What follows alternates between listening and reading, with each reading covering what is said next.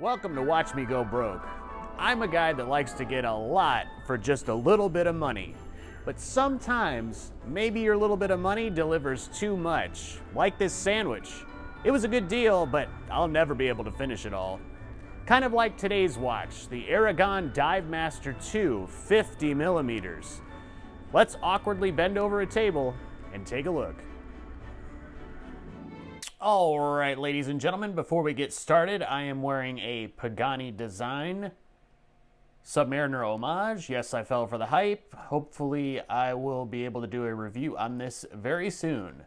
Okay, so the Aragon Divemaster 2. First off, it comes in this box, which is actually really nice. Let's open her up here. And you get, let's see what you got here. Little card. Oh, it's an international warranty card. All right. Instruction manual. All right, and there's the watch. It is a big beast at 50 millimeters. It's 17 millimeters thick, lug to lug. I don't know. I couldn't find any information on it. And as you guys know, my caliper is in the shop right now. We've got a 24 millimeter lug to lug. It may taper down to 22, back up to 24 at the clasp. The clasp is a folded metal clasp. You can upgrade this on Aragon's website for an extra $28. I usually don't discuss prices of watches on this, but I think it's relevant for this 50 millimeter.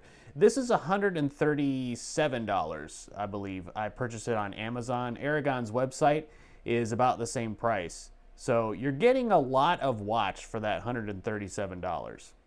You've got a display case back displaying the NH35 movement, and it is 200 meters of water resistance. 120 click unidirectional bezel. The bezel action, it is a little tight to turn. It is a new watch, so that's to be expected a little bit. There's really no back play at all, which is pretty impressive. This watch has all applied indices. There's ladder style hour and minute hands, a red chrome seconds hand, and also that red chrome is also framing the date window. On the dial you have Aragon Divemaster, and you'll notice below each of the indices there are 24-hour markings, which is always a nice feature. This is the gray version. The dial is, as best I can describe the texture of the dial, freshly poured concrete. So if you are a manly man, you will love the dial texture and the color on this watch. Screw down crown. Actually screws in pretty good. Pull it out to the first position, you change the date. Pull it out to the second position. You do have hacking and hand winding. And the date change takes place right at 12. Screwing down the crown, pretty easy deal. Case finishing is going to be all brushed. There's not any bit of polish that I can find on this. The bezel insert, I believe, is still aluminum. It almost looks stainless steel. It certainly could be. I can't really tell. And the bezel is actually loomed. And I'm going to throw up a loom shot here. Really great loom. Blue on the bezel and green on the indices on the dial. Now the weight of the watch, the best way I can describe it is a newborn baby's head. That's about the weight, I would say, of this watch, and honestly, pretty close to the size too. So what do I like about this watch?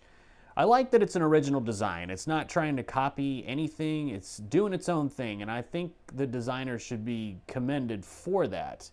I like that it's 200 meters of water resistance. With the size of it, I mean, you would think that it could at least be 300. I forgot to mention, the crystal is K1 crystal. I'm assuming that's a mineral crystal, not sapphire, but you know, $137. What are you really looking for?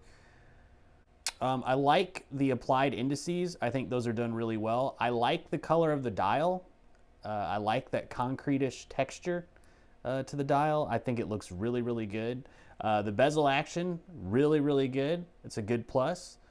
The bracelet is really solid, except for the clasp, but that's upgradable, and that's understandable at this price point. Display case back, talked about it before.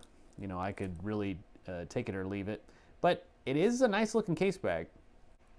So what do I not like about this watch? Well, the elephant in the room, 50 millimeters. That is huge. It's a little bit big for me with my 7¼ inch wrist. I think when you tread into 50 millimeter territory, you're getting dangerously close to Invicta and some of their monstrosities that they have out there that are roughly the same size. And that's really a shame because I think there's a lot of talent in the design.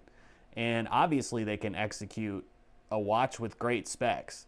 So to make it that big and throw in a little bit of gaudiness with the chrome red hands on the seconds hand and the chrome frame on the date window, it makes it look cheap. It is a cheap watch, but it shouldn't really look cheap. And I think those two elements do make it look a bit cheap. I think if you're Shaquille O'Neal, you can pull this off. And there's a lot to be said for making a watch for a bigger guy. Guys that are 7 feet tall or guys that are 400, 500 pounds, I mean, they can't wear a Rolex 40 millimeter Submariner. They're going to have to find something, you know, along this size. And it's nice that they have an option other than Invicta to do that.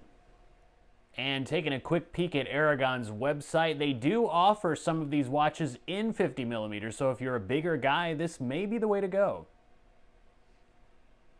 And so there it is on my 7¼ inch wrist. It does overhang ever so slightly, but the curve down of the lugs, it actually helps this watch wear a little bit smaller than 50 millimeters, but it's still just a behemoth of a watch. Well, there you go, the Aragon Divemaster 2. If you're an MMA fighter or maybe a WWE wrestler, this watch could be for you. But for the average guy with the average wrist, I don't think I can recommend it. So until next time, I'm gonna pump a lot of iron, drink a lot of creatine, probably finish this sandwich, and bulk up so I can actually wear that beast of a watch. I'll see you next time.